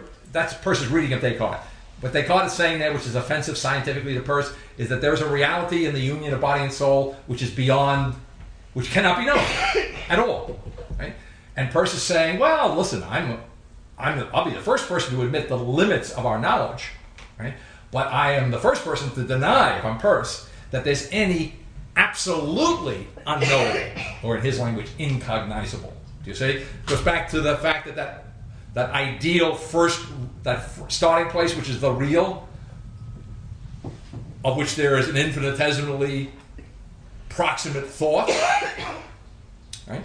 Which builds up over the course of time, one thought upon another, that there's never a real that isn't, as it were, the object of some thought, no matter how primitive, you might say, how unconscious, how unformed it might be. You follow? Okay. Apart from the assertion of the TNO that this whole situation has been resolved, or is being resolved, or is almost resolved, or the beginning of being resolved, do you really feel we've made any progress from Peirce to today on that subject? I don't. Or from Descartes to today. Oh, well, if you ask me, do I feel we have? Well, yes. Well, that's easy. You feel you know the answer, but scientifically, because Peirce is talking scientifically, he's not talking about a feeling or a view or opinion or a revelation. Right. I mean, it seems that the actual most serious scientific thought on that subject is that we've been going in circles. Okay. Well. All right, I can't go. Well, I can't go down that road. That's one of those roads that. Right. However, the short answer is, I certainly do feel that we've. I don't know that we've made progress. I feel we're in a totally new situation. Yeah. Okay. And you might call that progress. Well, and I don't feel we're going in circles. Yeah. Yeah, that's right. Okay. But okay. All right, I think that's enough on the edge at that point. Can you just say one thing, if you can? Yeah. I'm a little stuck on this word, the edge. Yeah. Can you say anything about the etymology of the word edge? I can't off the top of my head. I don't know. I'm stuck visually. I did at one time. Is there any? I was going to ask the same question. Right. Is there any previous uses? That term in philosophy, it's the geometrical use. You're talking about. I mean, the basis is the edges and surfaces of geometrical figures. So you talk about a square has four edges and one. Well, that's where I'm surface. stuck though, because there's an of something that's appended to it, which isn't what you're alluding to. There isn't an of something that is the edge. It's an edge that exists in and of itself. Yeah. But it's that edge that's being handled in this weird way. No, exactly, and that's why I'm trying to. I think at one time I had that curiosity, and I did investigate the etymology, but I'm drawing a blank now. But I'll look at it again. I don't know what the etymology would be. But now, as distinguished from the etymology, the question would be conceptually, which goes back to something I was saying to Ali in a slightly different perspective, maybe, that using the geometric notion of an edge of something, it would be the place where the thing begins to be itself, where it starts, at the edge of the square. I mean, so as it were, you could start in the middle or the outside, but in other words, whether you're starting from inside the square, you're going toward the edge of the square. When you get to the edge of the square, the expectation would be that if you keep going past the edge of the square, you'll be outside the square, or geometrically you'll actually be on the other side of the square. The square has two sides. It's interesting, geometrically, right? That's so interesting. But that's the way the mathematicians look at a square. A square has two sides. The other side is outside the area outside the square. So, or coming from outside the square, coming toward the square, when you hit the edge of the square, then you're, right? Okay. So what's being said here conceptually is that you never get to the edge in terms of my original image, because as you keep moving, so to speak, you're always at the edge. And if you were to turn around in this little metaphor and look back, you would realize after a while that the reason you're always at the edge, you never exhaust the edge, you never come to the edge, is that from the moment you started walking from what you thought was the traditional self-conscious center of the square or of the circle, right? You were from the get-go at the edge. You were at the beginning always, so that one of the ways in which I understand what has replaced the traditional center of the circle, which is a vanishing point, which is a kind of locus of the center of self-consciousness, or the ego of a pure transcendental subjectivity, that kind of center has replaced it, I say geometrically, with anything you want, the line, the square, right? Okay. But all of which is to say, now I'm going to take back something I said before. In some sense, the point is not a zero dimension. It has something of the quality of what we would traditionally understand by extension, but not But here's where I don't have to take back what I said before, because the extension of the edge, which is infinite as it were, in all directions, it's there in what used to be the null point. The vanishing point, the nothing point of the center, that what has taken the place of that is a kind of infinite extension, an infinite edge, but now not extension in the traditional sense, where extension is an alternative to what? In Descartes, it's an alternative. The res extensor is the alternative to the res cogitans, right? Extension, which is the material world, which is the matter world, is an alternative to the spiritual soul, psychic world of Descartes. So here, right? So the reason why you never reach the edge of the edge, or the edge of the edge is infinite, another way of putting it, is that you're on this, because at the beginning, or at the center, you're at the beginning, you're at the edge already. You're never, right? So what I want to complete that thought, because the other way in which I treat that, I guess on my website I bring it together on somebody, I guess Hoth brought it in the last email he sent me. He raised this issue. On my website I have a lot of diagrams, different pages, and I lead off one by talking about a kind of three-dimensional cubic embodiment of the minimum and of the logical form of all propositions, which is one aspect of the minimum, and a coordinate system, not in the Cartesian sense, but analogously, right? And I say in the first sentence on that particular page of my website something to the effect that the unity that is the center of the circle and the coordinate system, the XY coordinate system, are identical. I say something to that effect. And the reason I'm recalling that now is because what I want to say here is that this edge, which is this essentially new center, which is this beginning, is also well understood to be not the nothing of Galileo, but as I try to make clear in the discussion around Galileo geometry, it's what Galileo would understand to be the infinite number, its unity. But now where this infinite number is not an alternative to the vanishing point, it's not an alternative to nothing, okay? And therefore where all the cubes and squares and the infinite number of powers that one can be raised to, right, are not abstract powers, but as it were, all of those infinite exponents of unity, that set of infinite exponents of unity coincides what I call the infinite edge of the edge, or the infinite particularity, of the beginning. The beginning is an infinite particularity, and the absolute, absolutely universal beginning, right? But in this most concrete sense, that is in a sense what I want to say in principle, conceptually, more concrete than Dewey, right? That's what I'm saying. So it's dangerous. I mean, it's difficult sometimes because the language and the examples are in some sense abstract, but here we understand in principle in the thinking now occurring, there is no abstraction that isn't concrete. There is no, in other words, the so-called abstraction is actually existence, right?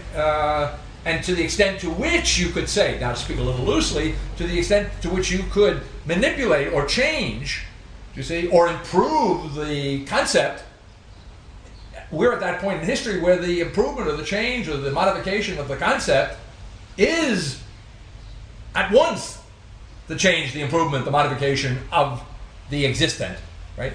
That, I think, is where we are for the first time. Perhaps in the mode of beginning, right? Perhaps in a mode which is not always or necessarily immediately clear, but that's conceptually, I think that's where we're at. I mean, at least that's what it means. Scientifically. Yeah. Huh? You know, in so-called conventional science, that's all. All right. No, I'm not. Whether it's physiology or psychology or epistemology or... Well, I mean, I just take a little example. I don't know if this is a good example. It may be a bad example. But there was a guy who, I'm sure you caught this, made the news some weeks back, maybe a couple of months back, doing an experiment with a monkey moving a lever, and they were monitoring his brain activity when he moved the lever. And they were able to get to the point, which I think was somewhat surprising to them. I don't think this was the purpose of the experiment. That's where the novelty comes in. Where, after a while, the monkey...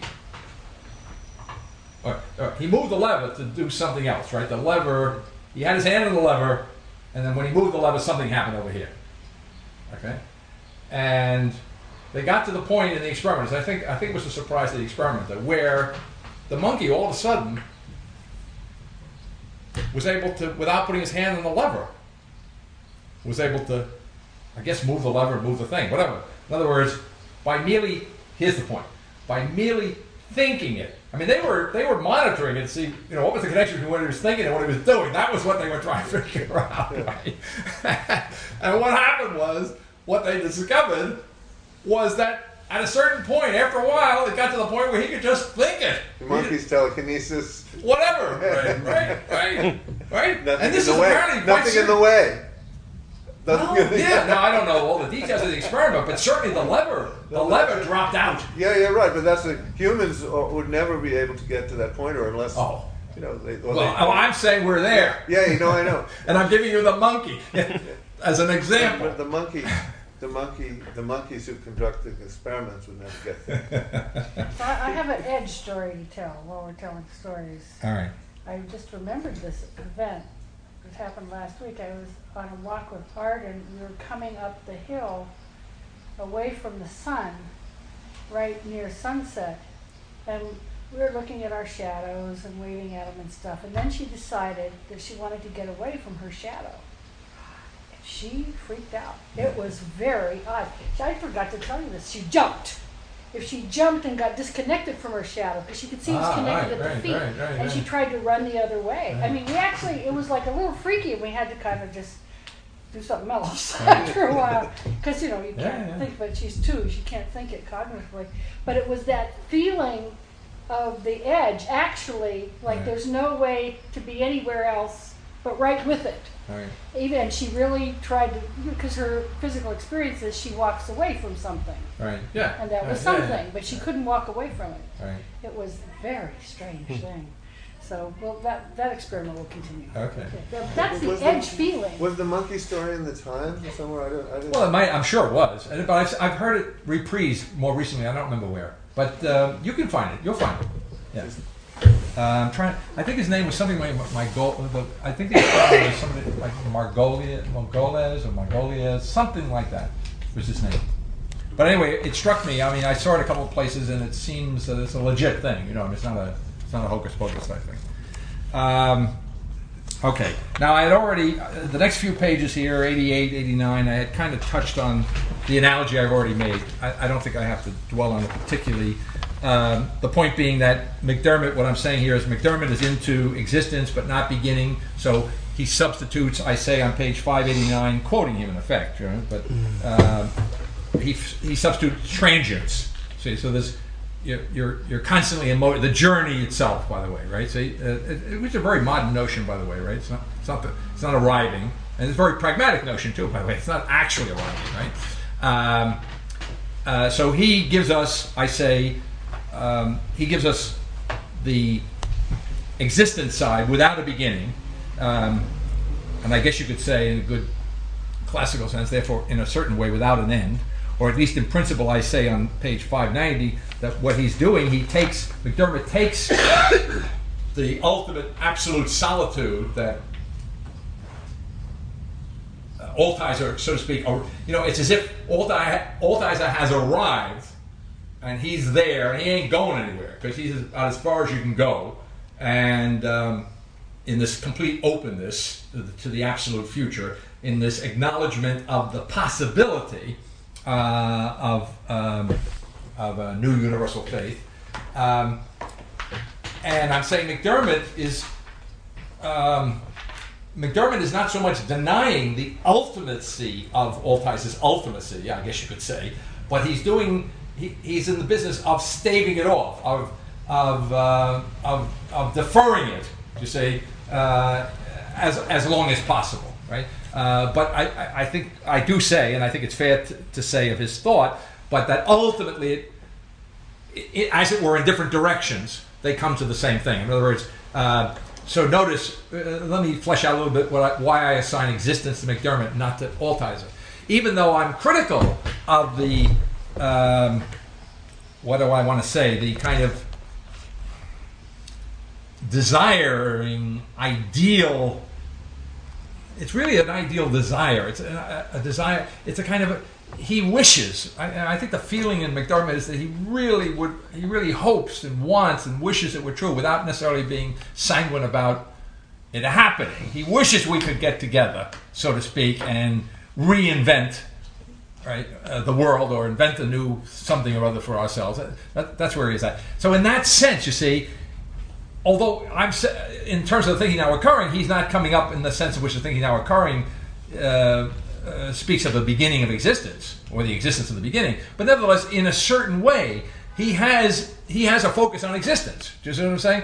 He has a focus on at least ideally the desire to do something, and he would like to organize doing something, right? Whereas Altizer abstains from that notion. See, so relatively speaking, the existence in McDermott is something of the active quality of McDermott's desire, and the non-existence, or the nothing in place, or the presence. You see, even presence has that.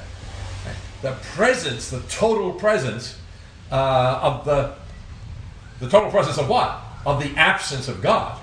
Do you see? I want to say, in effect, Altizer is in some pragmatically creative sense stymied. Do you see? In the sense that he remains open, and this is the Heideggerian element. So he's able to synthesize a lot of things here. This is the waiting, the openness, right? In Heidegger is also, in its own way, Americanized in Altizer here, right? So we have this absolute future. Okay, so in that sense, but again, relative terms, relative to McDermott, relatively passive, right? Okay.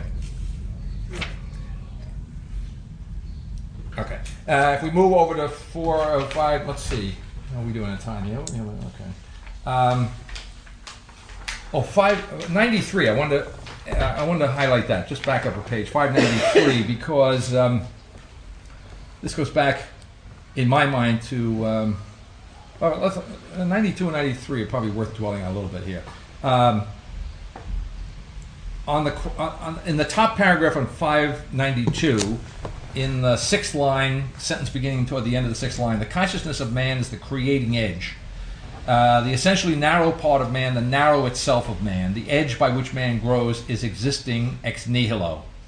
What now actually occurs is the perfect envelopment of the beginning, that's a kind of a joke, it's not a joke. I don't mean it's funny, but it's a kind of ironic, right? In other words, instead of an environment enveloping us, right, we're perfectly environed by the beginning, which is like no environment. You understand? That's what I mean by it's somewhat ironic. So what surrounds us, as it were, you see, is the beginning, of which the Torah speaks essentially, the totality of being after nothing. The totality not after either being or nothing, that is not from or out of nothing, is the absolutely existing edge, the edge every part of which is identical with the edge itself. And I thought when I was rereading this that I certainly hadn't studied Levinas when I wrote this, but if I were to do a little commentary or add a footnote, it's perfectly consistent with the way I would understand Levinas's language here. And I wrote in the margin, the totality of being after, here's what I want to say, and this fits historically too, faith and philosophy, the totality of being after otherwise than being. You see? And you could take that, does that make sense? And it's not only generally that I think it makes sense, but it also makes sense technically. If otherwise than being means, in the case of linguistically, technically, other than being and other than nothing, therefore otherwise than being, because otherwise than that alternate choice, what's missing in Levinas, in the terms of the critique in Faith and Philosophy, is that while he gets back beyond being, which he means to do, right? Isn't that it? Otherwise than being, beyond essence, beyond consciousness, in the backtracking, otherwise Heideggerian type move, but only backwards. I say in Faith and Philosophy, he does so at the expense of beginning. Right? In other words, when he gets back there, when Levinas gets back there, it's this immemorial pastness, right? It's a kind of absolute pastness. It's in a totally different context. Speaking of sex and stuff like that, and this is, by the way, this is his metaphor, Levinas. I'm not importing it into him. See, that state of being stuffed with the other, his analog for that is maternity, is pregnancy. You see, and I said, which is the spirit of Levinas. He may not carry it this far literally. It's like being pregnant, in the sense that you've always been pregnant. There was no time when you became pregnant, and worse than that, you're never going to give birth, right? Yeah, we talked about that. Yeah, right. Maternal pregnancy. Yeah, it's like something like an eternal pregnancy. Now, of course, however, you have to be careful with the word eternal there, because that would be too easy. Because it would be, it's a diachronous temporality, right? So it's an unending, fragmented temporality or whatever, suffering. It's time as suffering. Ionis, not I. Okay. All right. So I could have said here, if I had Levinas in mind, which I didn't, the totality of being after otherwise than being, and or using that wordplay, the totality of being after. I could say after nothing, or I could say the totality of being after nothing but the beginning. I could say something like that to get the sense of it out. Okay, and in that sense, another thing I think which is missing in who did I say was missing in McDermott? Right, he has desire without apocalypse, and what I've just finished saying a couple of minutes ago, I anticipated in Altizer I have apocalypse without desire. Right, certainly no. He has no active desire to fill in that blank, sort of thing.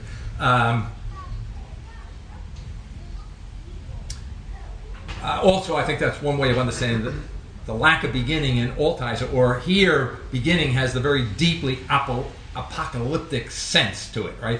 The apocalypse, we traditionally, I think in our, in the movies, apocalypse is always destruction. We think of it as a simple negative, but in the appendix to Faith and Philosophy, I try and bring out that it is not. The apocalypse happens at the end of the world, but its happening at the end of the world is not the end of the world, simply, right?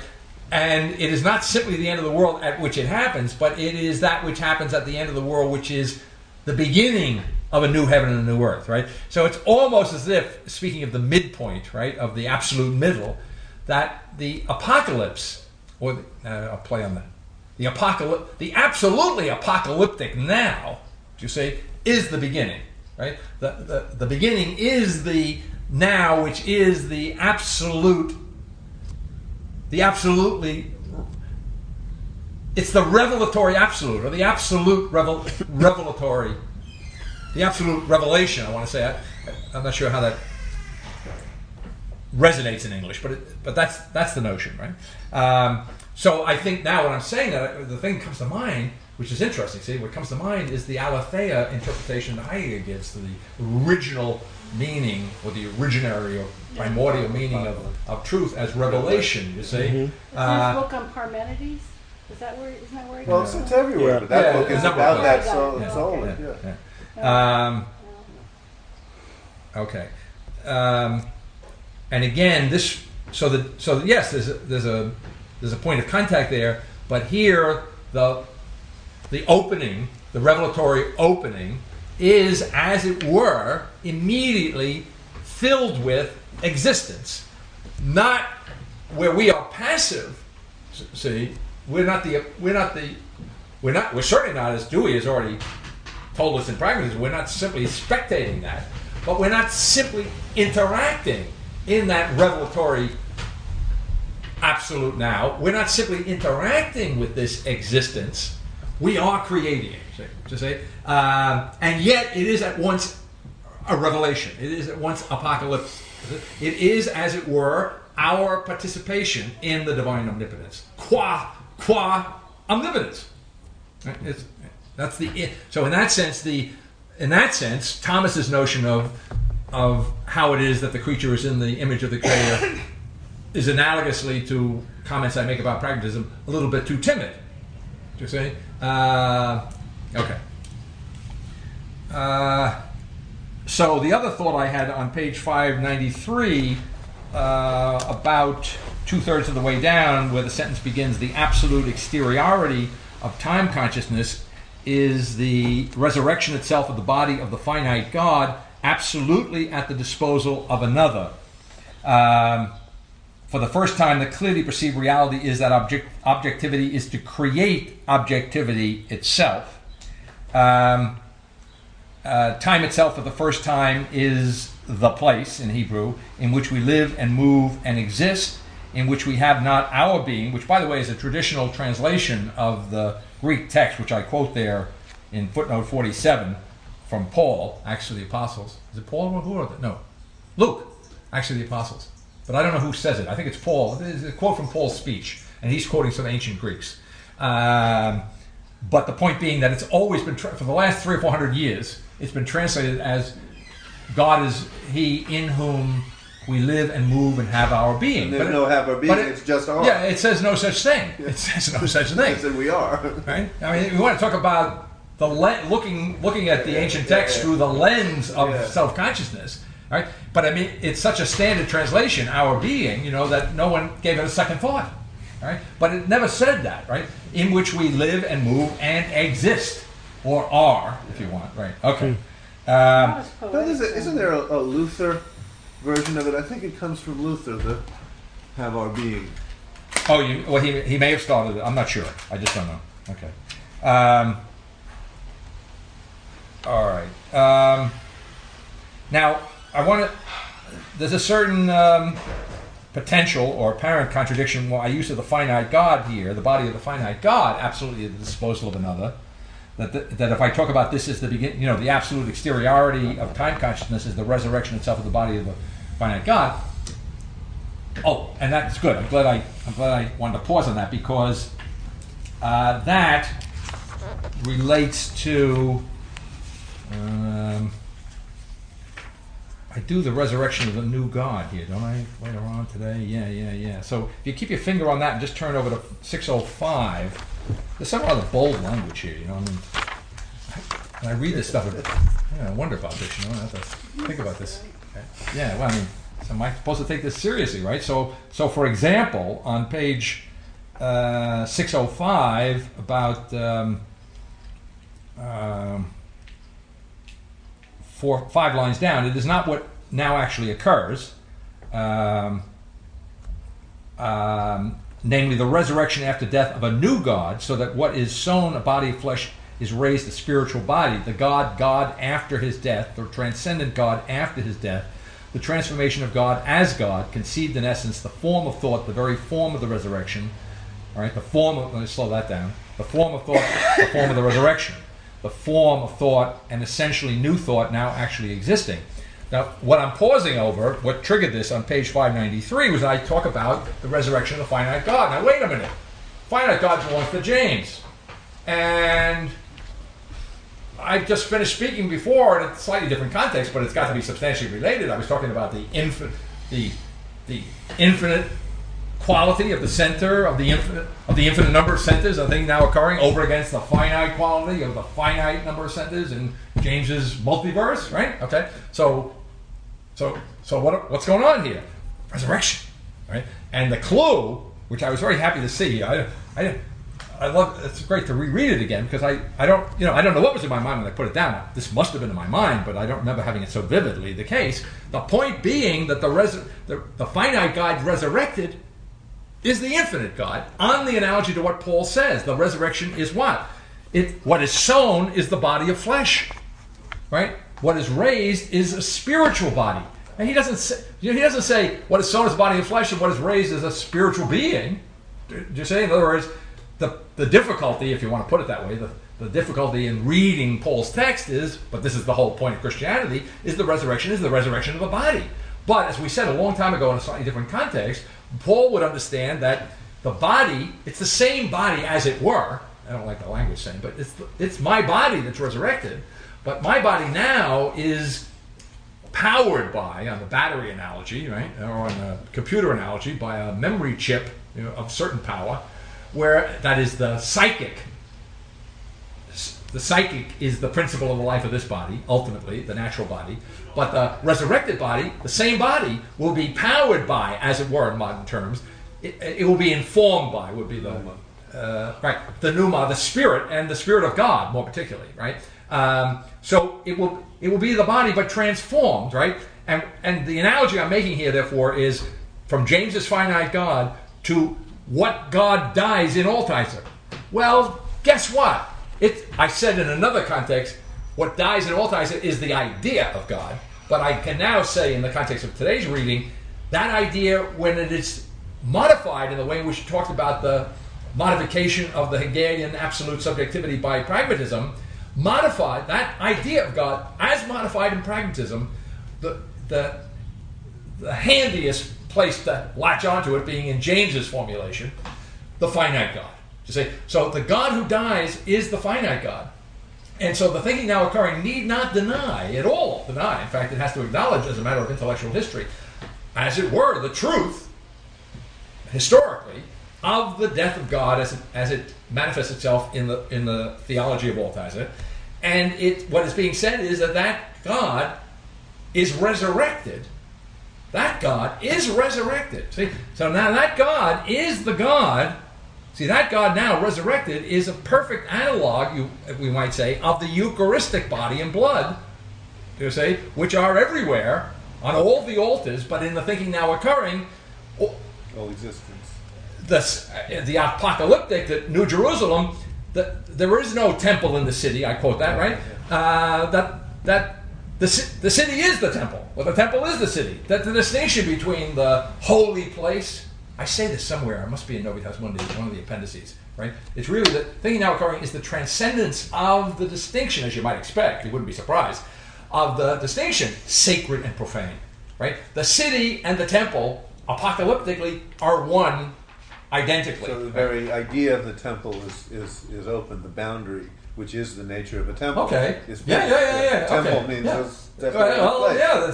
Well, there is a nature of the temple. The temple is all age. The boundary of the temple. That's right. Yeah. Okay. Yeah. So the resurrection of the finite God is the infinition. I think I can use that term of the body of Christ qua creature, right? Qua created universe. That's the basic idea. And so I was happy to see that. By the way, I don't know whether I ever mentioned to you, I just kind of enjoy, this is my little secret enjoyment which I'm going to share with you. Underneath the inscription of the book, what do you call that? The dedication? right before the contents page, I quote in the Greek, "eraigetai soma pneumatikon," which is the Greek from Paul's speech, which says literally what it says there in the English, it will be raised a spiritual body. And the thing I enjoy about that is that the integral product of it will be raised a spiritual body is 8.2944 times 10 to the 40th. Now, don't tell anybody. Could we erase the tape? Okay. Anyway, all right, but that's the logic of the relationship of the notion of the finite, the resurrection of the finite, the resurrection of a new God. And then I want to say, well, a new God. I mean, a new God. What do you mean by a new God? Right? Like are we replacing the old God? No. The new God in the sense of newness all the way down. The God this God now is in consciousness and in the very form of thought, as it were, he is the new. Yeah? Now I play around with the apocalyptic statement, which I quote in the appendix of Faith and Philosophy, but which we all know from the Old Testament and its echo in the New Testament. Behold, I make all things new. Translate, behold, I make all things divine. I make all things divine. Well, what is divine in this context of creation ex nihilo? I make all things somehow or other. Now, I'm not saying it's easy, but somehow or other omnipotent. I make all things creative. Say, I make all things in our image. I bet. Oh, and I even like that. That's good. That's Trinitarian. That's also pluralistic. See? So I make all things new. I make all things divine in this sense, right? And now it takes some time to get to this point, to bring it all together, so to speak. But I think that's what's happening in the thinking now occurring. I do have a couple of minutes. Let's see if there's something. So there's a kind of preparation in his own way. Again, we go back to Altizer. Here we got the. Let's go back to just 599, since we have a few minutes here. And I'm playing around there in the page preceding. Starting at the bottom of 597, I start talking again. I think I've already talked about the role of medieval consciousness here, which we're generally familiar with in terms of our analysis of Thomas. And what I'm saying is on page 598, about somewhere between 2/3 and 3/4 of the way down, there's a sentence that begins if toward the end of one of those lines, about 10 or 11 lines up from the bottom of 598. If for Aquinas Good Friday was the death day of divinitatis instrumentum, the instrument of God. In other words, the thing that Altizer cannot digest, he can't digest this Thomistic, which, by the way, it is a Thomistic distinction, but it's a typically scholastic, medieval type consciousness to make these distinctions that are annoying to the modern mind, right? So if you said to Thomas, which, by the way, Thomas raises these questions in his text, is it appropriate, is it okay to say that when the crucifixion took place, God died? Thomas says, sure, no problem. As long as you understand God died qua instrument, qua human nature. He died qua man, since there's only one person, and that's the Word, the second person, who is identically God. So yes, God died, but he died in his human nature. But he was God, right? So he died. That's the way Thomas understands it. And his technical language for that is that the human nature that's assumed in the incarnation is the instrument, you say, of God, right? God is the principle, principalis. God is the principle, the agent, principal agent. Yeah, okay, so if I put in an agent here, principal agent is what Thomas is saying is God, and the instrumental agent is man, right? So what I'm saying here in this text, the analysis is that if in Thomas, God, Good Friday, I mean by that's an imagistic way of saying the death of God, right? Good Friday.